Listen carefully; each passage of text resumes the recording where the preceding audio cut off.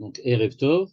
Donc, la semaine dernière, on a vu avec le Rabbi de Lubavitch comment, grâce à l'évolution de la personne et l'évolution de sa personnalité, on pouvait atteindre un niveau extrêmement élevé qui s'appelait Marshava Ilaha, ce qu'il appelait la pensée supérieure, c'est-à-dire la possibilité pour quelqu'un d'avoir, comme on avait expliqué il y a deux semaines, une intuition plus ou moins directe de la présence de Dieu. Et il avait terminé en disant qu'en fait, si on recherche véritablement à comprendre comment se produit cette relation très particulière entre des tzadikim exceptionnels, des justes exceptionnels, et Dieu, alors il fallait essayer de comprendre aussi ce que voulait dire le verset, on a vu, la sot rotson amakom, faire la volonté divine. Et il avait fait une allusion comme quoi faire la volonté divine, c'est véritablement créer une volonté chez le divin, chez Dieu. Et c'est ce qu'il va nous expliquer maintenant, c'est-à-dire qu'est-ce que c'est que le sens de la volonté? Quelle est la signification de la volonté quand on parle de Dieu et évidemment quand on parle de l'homme?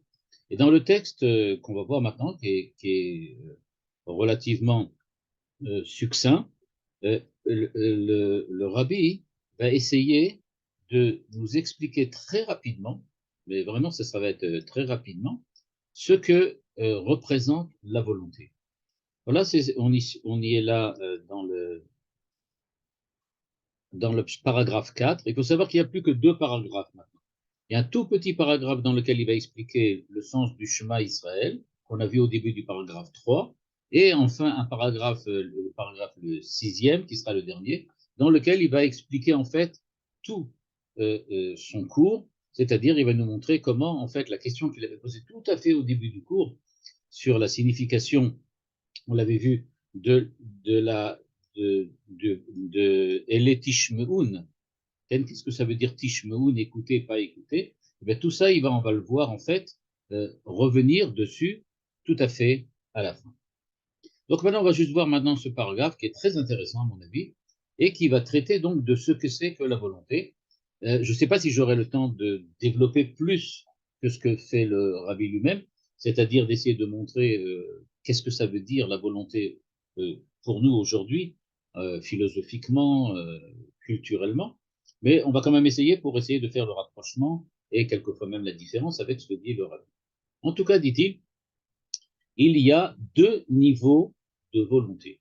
Donc, on parle de Osim Retsono Shel Makom, c'est-à-dire qu'avec, au service divin que l'homme accomplit selon le niveau de Meodecha, c'est-à-dire le dépassement de soi-même, eh bien, on peut arriver à créer Retsono Shel Makom, c'est-à-dire créer la présence de la volonté divine dans le monde Makom. Donc, si je traduisais ça, ça voudrait dire, grâce au service divin, c'est la ligne 6 que vous voyez en haut, grâce au service divin, selon la méthodologie de Meodera, c'est-à-dire en se dépassant soi-même, à ce moment-là, quand on est là, on peut arriver au sin Rotzono Shel Makom, c'est-à-dire provoquer la présence du Ratzon Hashem dans Makom, c'est-à-dire dans le monde. C'est ce qu'il veut nous expliquer. Maintenant, il va nous expliquer de quel Ratzon il s'agit. Qu'est-ce que ça veut dire que la volonté divine est présente? Et il nous dit, en fait, il existe deux niveaux de volonté. Ce qu'il appelle la volonté inférieure et la volonté supérieure. Évidemment, c'est en rapport avec les sphirotes, avec Keter, avec Malchut, mais pour nous, ici, ça ne va pas être ce qui va nous intéresser, comme par exemple chez Manitou. C'est-à-dire que ce n'est pas véritablement très intéressant de faire le rapprochement entre la Kabbale et la pensée de Manitou, parce que ce qui nous intéresse, c'est la pensée de Manitou dans sa logique interne. Ici, c'est pareil. On va voir que le rabbi de Lubavitch a une logique interne, indépendamment de la relation entre les sphirotes, et même si ça, peut-être que ça décrit la relation des sphirotes ou la relation des mondes de la Kabbale, c'est pas ça qui est important aux yeux du rabbi de Lubavitch. Ce qu'il veut nous montrer maintenant, c'est comment les choses fonctionnent et s'articulent en elles-mêmes, indépendamment du fait que c'est aussi vrai que ça fonctionne comme cela au niveau de l'arbre sphirotique. En tout cas, nous dit-il, il y a deux niveaux de volonté. Et il nous dit, ces deux niveaux de volonté se trouvent aussi bien dans l'âme, ce qui s'appelle Nefesh Behemit, dont on avait parlé très longuement, c'est-à-dire dans ce qui fait la vitalité, vitalité matérielle de l'homme, que dans la Nefesh HaElokit, ce qui est inhérent au fait que l'homme a une tension permanente qui l'attire, qui l'amène à vouloir être proche de Dieu. Donc Nefesh HaElokit l'attire vers le haut, Nefesh HaBehemit, c'est le fait de vouloir rester en bas. Et il nous dit, donc, il y a ces deux niveaux-là, aussi bien au niveau de l'homme, ce qui est très intéressant pour nous, parce qu'en fait, il nous explique qu'est-ce que c'est que la psychologie humaine, qu'est-ce que c'est que la volonté chez l'homme. Et évidemment, il nous dit, ce qui est vrai chez l'homme au niveau de la Nefesh HaBehemit et la Nefesh HaElokit, ça va se retrouver aussi au niveau de Dieu lui-même, c'est-à-dire des mondes divins, les malas. Et pour le moment, il va nous parler donc un peu de psychologie. Iné, Ratson Atarton Benefesh HaBehemit. Donc, au niveau de la vitalité humaine qui désire, par l'instinct de conservation, rester proche du monde de la matière, tout ce qui est rapport à la corporéité de l'homme, donc il nous dit la volonté inférieure au niveau de la corporéité, il nous donne un exemple, il dit c'est comme quelqu'un qui veut faire du commerce. Il nous dit en fait, cette volonté a son origine au niveau de la réflexion, la raison, la pensée. Pourquoi? Parce que quelqu'un qui pense, réfléchit, qui raisonne et qui en fin de compte décide de vouloir faire du commerce, eh bien, il a d'abord réfléchi, pensé, qu'est-ce que c'est, si c'est bien, si c'est pas bien. Et nous dit le Rabbi de Lubavitch, il a vu que c'est ce qu'il lui faut, il a bien réfléchi, et donc il décide qu'il le veut. C'est-à-dire que cette volonté, c'est une volonté qui s'est, on peut dire, qui prend son origine dans le fait que l'homme développe un certain nombre de motifs positifs pour lesquels il veut faire du commerce. Donc il y a des motifs, ces motifs-là l'entraînent à choisir de faire du commerce, et quand il choisit de faire du commerce, il veut faire du commerce. Et donc, nous dit le Rabbi de Lubavitch, à ce moment-là, au moment où il décide de vouloir, regardez bien la phrase, il décide de vouloir.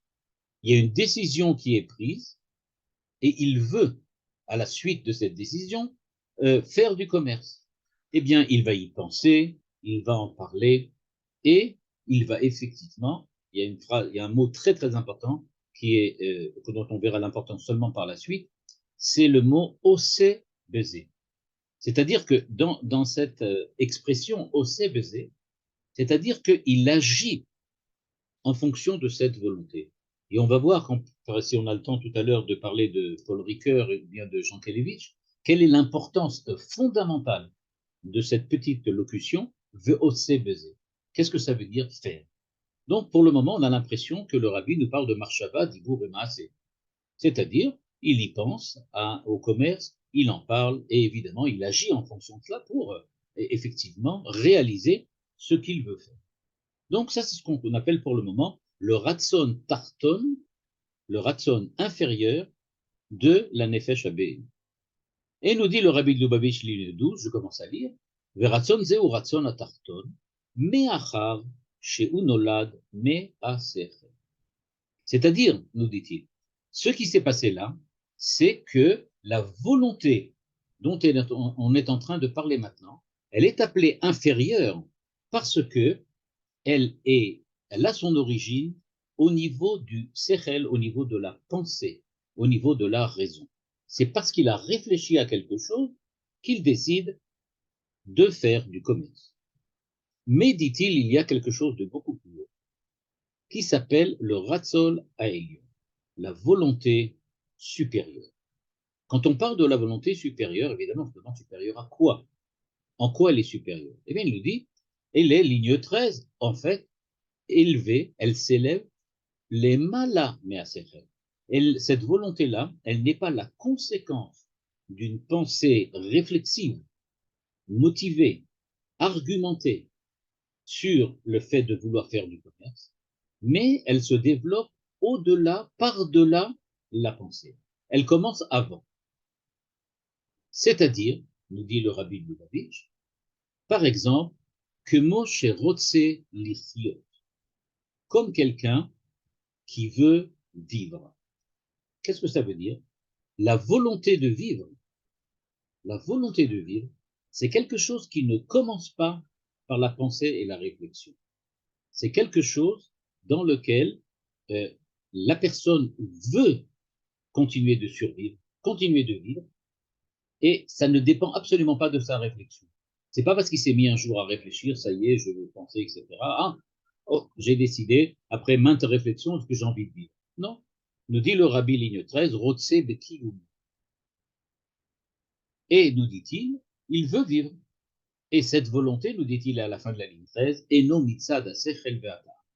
Ce n'est pas quelque chose qui vient d'un raisonnement, qui vient d'une pensée, qui vient de motifs. Et nous dit-il, et parce qu'il veut vivre, c'est vrai qu'à l'intérieur, j'aurais pu dire que cette volonté-là, elle est l'origine du fait qu'il veut aussi faire du commerce. Parce que chez lui, nous dit-il, ligne 15, Aratzon Sherotze Lichiot, Mitztayer al yedei asechel beretzonot pratiim. Le fait de vouloir vivre, le fait de vouloir exister, pour lui, ça prend la forme à partir du moment où intervient la pensée, la réflexion. Eh bien, à partir du moment où cela intervient, eh bien, la pensée traduit cette volonté de vivre, cet instinct de conservation, en différentes volontés qu'on a appelées tout à l'heure inférieures, c'est-à-dire vouloir faire du commerce, vouloir se marier, vouloir avoir une maison, etc., etc., etc. C'est-à-dire, nous dit-il à la ligne 15, que fi ofane asechel shi'искil machetov lefanav, לכל הרצונות הפרטיים הוא הרצון שרוצה לחיות כמו שהצטייר על ידי השכל. En fait, tout démarre à partir de la volonté, de cette volonté de vivre, qui en fait entraîne après elle, cette volonté de vivre, toutes les autres volontés. Je veux au départ quelque chose qui est la volonté de vivre, et automatiquement, ça se transforme quand j'y réfléchis en volonté d'avoir une maison, volonté de manger, etc., etc. Je continue le texte. Ve'ine, ההפרש בין הרצון התחתון לרצון העליון הוא דהרצון התחתון הוא בהגבלה דמאחר שנולד מהשכל. Et donc la différence fondamentale qu'il y a entre ces deux sortes de volontés, c'est que la volonté, ce que l'on a appelé inférieure, elle dépend évidemment de la manière dont on réfléchit. Et or, on sait bien que la pensée et la raison sont limitées, limitées par des principes de la logique, limitées par les capacités maximales, on peut dire, de la pensée. On ne peut pas penser plus que ce qu'on pense, on ne peut pas aller plus loin que la logique interne de notre pensée. Et donc, nous dit-il, c'est quelque chose qui est donc par rapport au ratson supérieur, à la volonté supérieure dont on a parlé, c'est quelque chose donc qui est d'un niveau plus bas. Pourquoi? Parce que premièrement, il a une certaine forme de limitation, puisque ça revient, ça a son origine dans la pensée. Je pense que je dois, que pour réaliser ma vie, c'est-à-dire ma volonté de survie, j'ai besoin de manger, donc je vais travailler euh, comme il avait donné l'exemple tout à l'heure, je vais travailler dans un métier qui va être proche de ce qui s'appelle le commerce. Donc, je vais essayer de faire du commerce, et c'est quelque chose qui est tout à fait légitime, mais qui en fait est tout à fait limité par rapport à la volonté de vivre, évidemment. Deuxièmement, nous dit-il, il y a encore une autre chose. Cette volonté-là, elle est seulement ce qu'il appelle chitzoniyut banefesh. C'est-à-dire, c'est pas vraiment l'intimité de l'homme, l'intimité de son identité qui veut faire du commerce. L'intimité de l'âme, c'est-à-dire ce qui fait véritablement le fondement de sa volonté, c'est la vie, c'est le fait de vouloir vivre. Eh bien, c'est cette forme-là de la volonté qui, elle, est véritablement fondamentale et qui est véritablement quelque chose qui exprime l'idée même de ce qu'est cette personne. Le fait qu'après ça, grâce à cela, elle décide d'aller faire du commerce plutôt que de l'ingénierie ou qu'elle aille faire de l'informatique plutôt que de l'enseignement, ça n'a aucune importance au niveau de l'essence de son identité. Donc, nous dit-il, c'est seulement l'extériorité, c'est seulement le paraître, c'est seulement le paraître. Pourquoi? Parce que c'est ce que la raison de l'homme, la pensée de l'homme, a réussi à atteindre sur le moment. À ce moment où elle a réfléchi, la pensée a réfléchi comment faire pour réaliser cette vie, cette volonté de vivre, eh bien, elle est arrivée à l'idée du commerce. Ça aurait peut-être pu être autre chose s'il y avait eu d'autres motifs, d'autres conditions de vie, peut-être il y avait même d'autres possibilités. Donc, en tout cas, ce que nous dit le rabbi, c'est que c'est quelque chose qui est donc inférieur. Donc, premièrement, c'est limité, et donc c'est limitatif. Deuxièmement, c'est extérieur, donc c'est pas vraiment moi. Moi, je ne veux pas vraiment faire du commerce parce que c'est mon âme, c'est moi. Non, le commerce que je veux faire, c'est pas seulement moi, c'est encore beaucoup d'autres choses. Par contre, quand je veux vivre, c'est vraiment moi. En gros, on peut dire, la volonté de vivre, c'est l'expression de l'identité la plus intime possible de l'homme, ce qu'on appelle la nefesh.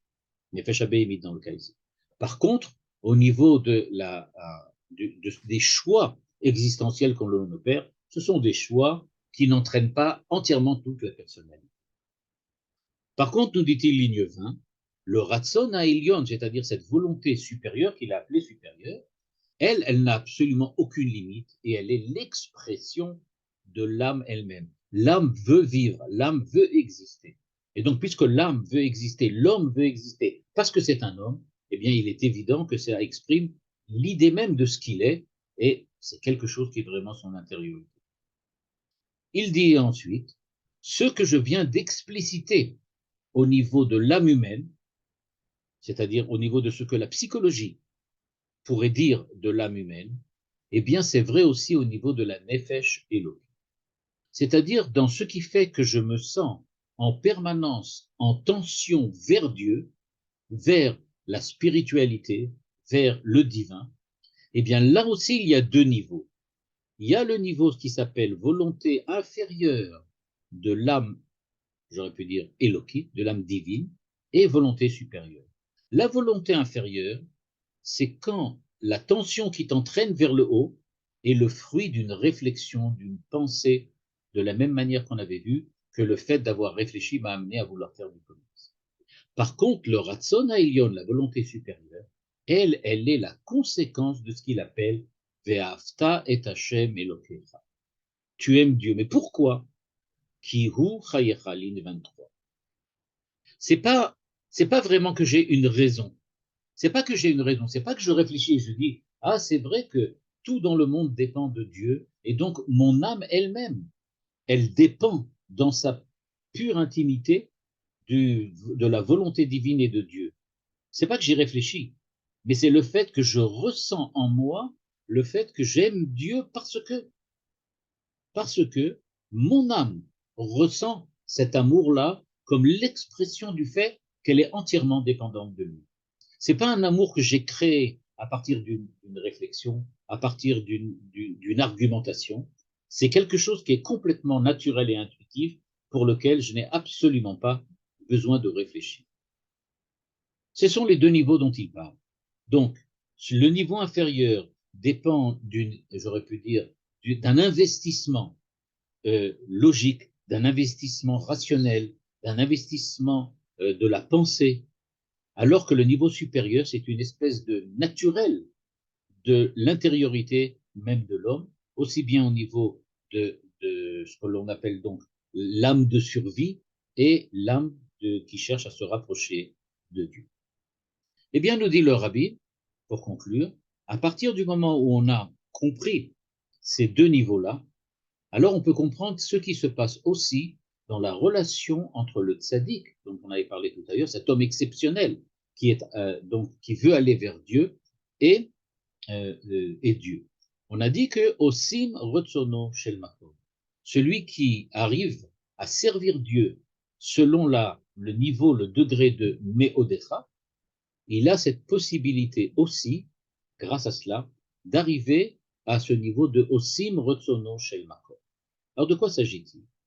Eh bien, il nous dit, ligne 25, Aliedeze Yuvan Gam Lemala, de Ratson Atarton ou Ratson Sheba Aliede.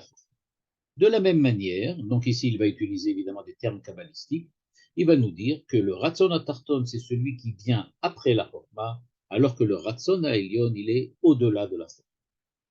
Et donc nous dit-il, Zeu Inyan Osim Retsono Shel Makom.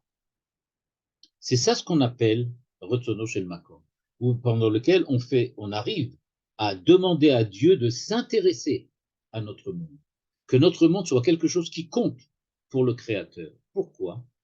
Dehainu asiyat haratzon shelemala mishtalshelut ratzon elyon bamakom baishtalshelut. La'asot retsono shel makom, ça veut dire prendre le ratzon qui est au-dessus du monde, le ratzon qui est la volonté qui est au-dessus de la réalité, ce que l'on avait appelé tout à l'heure le ratzon elion, c'est-à-dire la volonté supérieure, prendre cette volonté supérieure et la faire influencer bamakom, le makom, c'est-à-dire le monde inférieur. Et c'est à ce moment-là que, nous dit-il, ce qui dépasse toutes les limites va véritablement se révéler à l'intérieur des limites. C'est-à-dire qu'on va réussir à créer, grâce à ce service divin qu'il a appelé donc le service divin de Meodecha, se dépasser.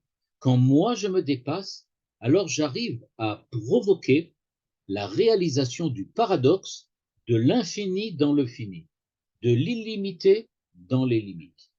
Ça intervient dans l'histoire humaine et dans l'histoire du monde grâce au fait que moi, je me suis dépassé.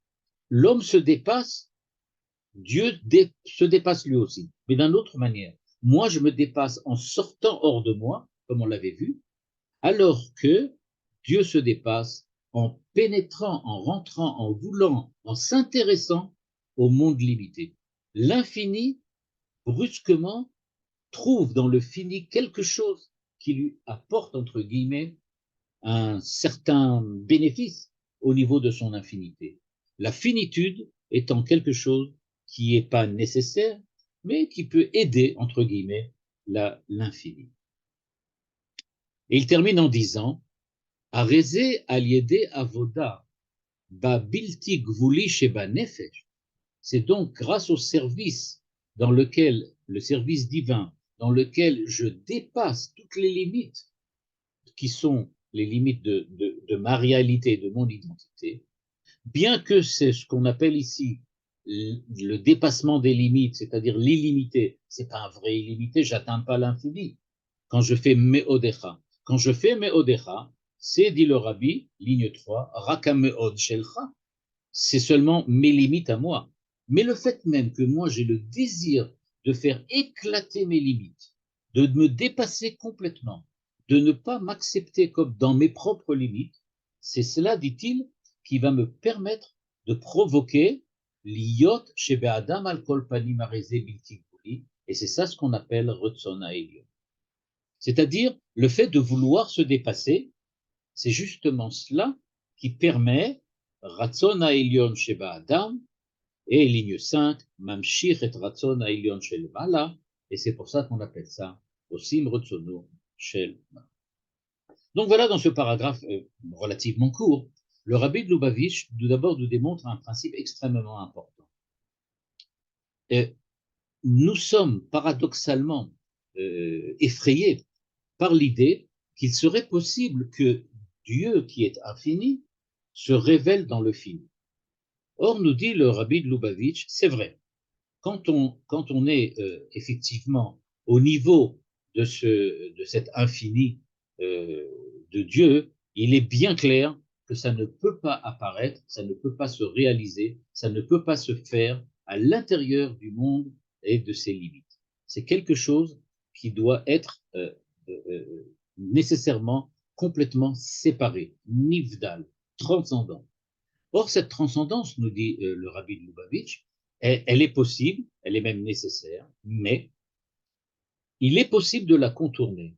Si moi, j'arrive à à faire ce qu'il faut pour effectivement réaliser plus que ce que j'ai, c'est-à-dire je suis capable de dépasser complètement mes propres limites, eh bien, ces propres limites que je dépasse entraîneront le fait qu'il y a une possibilité pour Dieu, lui aussi qui est illimité, de se dépasser lui-même. Mais quand Dieu qui est infini dépasse son infini, c'est que précisément il s'intéresse à la finitude, qui s'intéresse aux limites, c'est-à-dire ce qui pour lui représente un dépassement de soi. Dieu se dépasse en sortant de son infinité pour venir s'occuper, se consacrer au monde de la finitude, alors que moi qui suis dans le monde de la finitude, j'ai le désir et la volonté de me dépasser. C'est pour ça que l'on fait au sin retsono shel makom, c'est-à-dire que je fais la volonté, je fais que la volonté qui est infinie puisse s'intéresser et se consacrer au monde fini et qu'elle soit bas makom. Le schéma est clair, mais maintenant ce que je voudrais vous montrer, c'est qu'il y a quelque chose d'extrêmement fin. Je ne sais pas si on aura beaucoup de temps, il nous reste à peine 10 minutes, mais je vais essayer dans les 10 minutes d'être plus ou moins concis. Notre problème, c'est que il y a d'abord une question pour laquelle on a beaucoup de mal à essayer de définir de quoi on parle. C'est quand on parle de la volonté. C'est un fait que la volonté, c'est quelque chose d'extrêmement compliqué. Je voudrais rappeler, par exemple, un mot de Jankélévitch, Vladimir Jankélévitch, donc, qui disait que la volonté, c'est une certaine forme de paradoxe. En effet, qu'est-ce que c'est que la volonté? Eh bien, Vladimir Jankélévitch disait que pour vouloir, ben, il faut déjà le vouloir.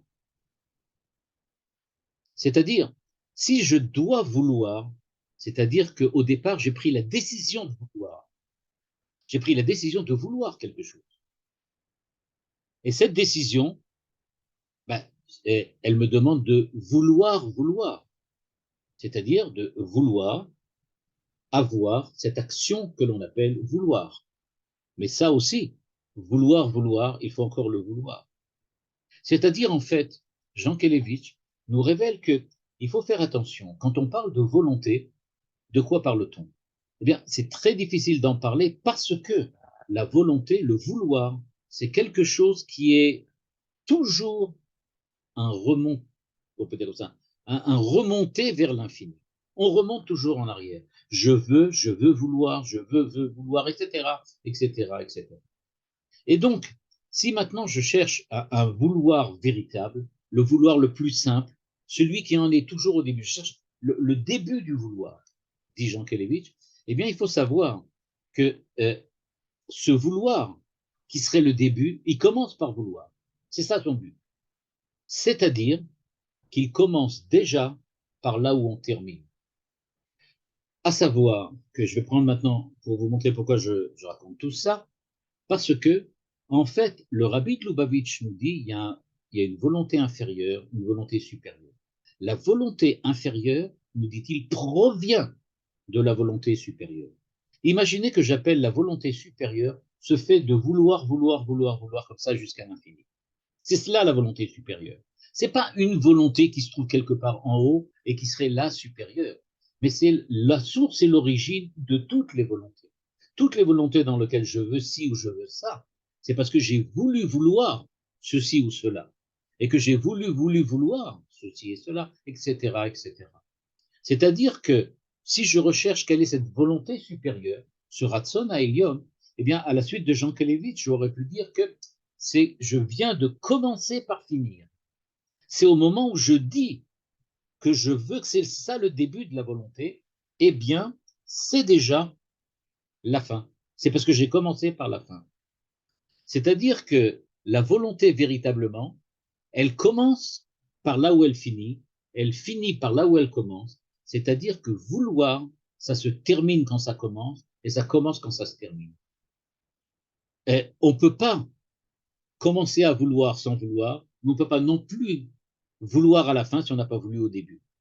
Et donc, c'est ça le paradoxe, et c'est ça, me semble-t-il, ce que le rabbi de Lubavitch écrit véritablement, quand le rabbi de Lubavitch nous dit, eh bien, en fait, le Ratson à Tarton, tout ce qu'il y a dans le Ratson à Tarton, c'est ce qu'il y a dans le Ratson à Elion. C'est-à-dire qu'il faut véritablement chercher au niveau de ce Ratson, ce que ce Ratson, c'est-à-dire cette volonté de la volonté, eh bien, au niveau de cette volonté, de la volonté, de la volonté, de la volonté, etc., à l'infini, eh bien, c'est là où il faut chercher le début. Mais alors, que se passe-t-il?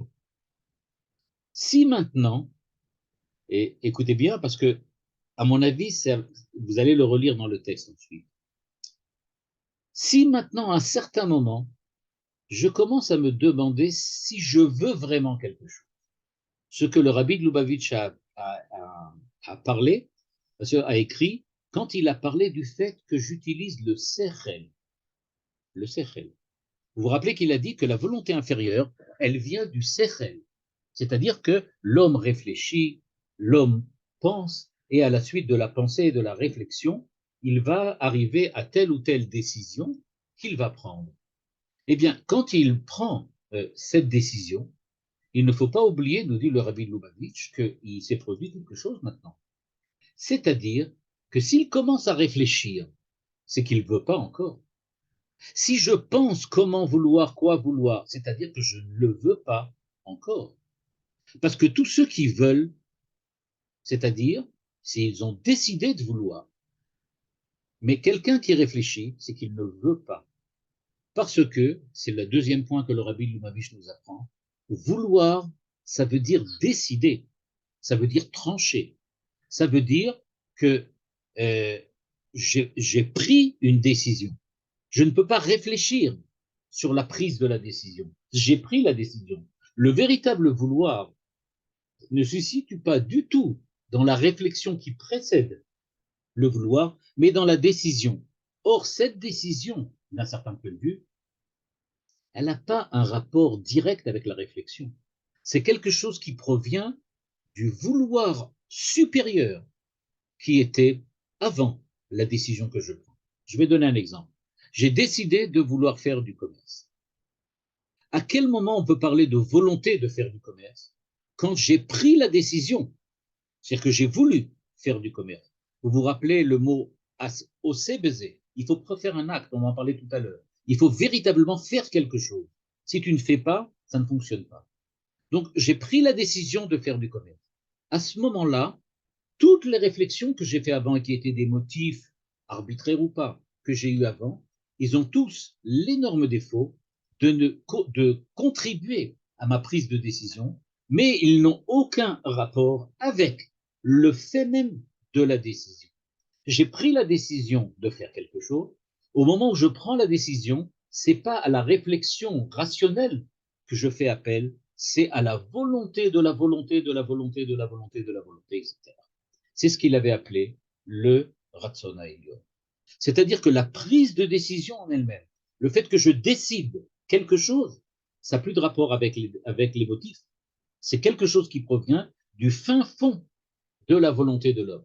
Et ce qui provient du fin fond de la volonté de l'homme, évidemment, c'est le Ratzon Ha'elyon.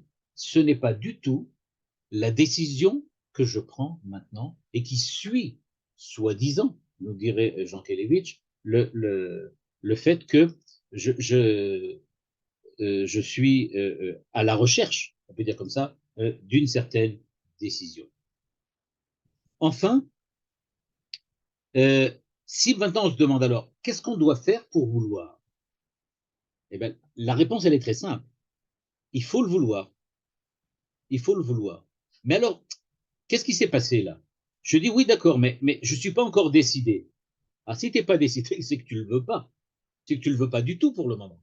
Au moment où tu le voudras, il y aura ce que Jean Kelevitch appelle un je ne sais quoi, c'est-à-dire quelque chose qui est au niveau de l'âme, de la nefesh abéhémite, c'est-à-dire dans le cas du Rabbi ici, dans la volonté supérieure de la Nefesh Abéine. C'est-à-dire que la volonté de vouloir, elle reste toujours mystérieuse, elle est irrationnelle, elle est au-delà du Sechel. C'est comme quelque chose que quelqu'un aime. Si tu lui demandes pourquoi tu aimes telle ou telle chose, il ne va pas te donner une réponse particulière. J'aime ci parce que ci ou pas ça. Il l'aime, c'est ça. Au moment où il l'aime, c'est ça qu'il fait. La semaine prochaine, on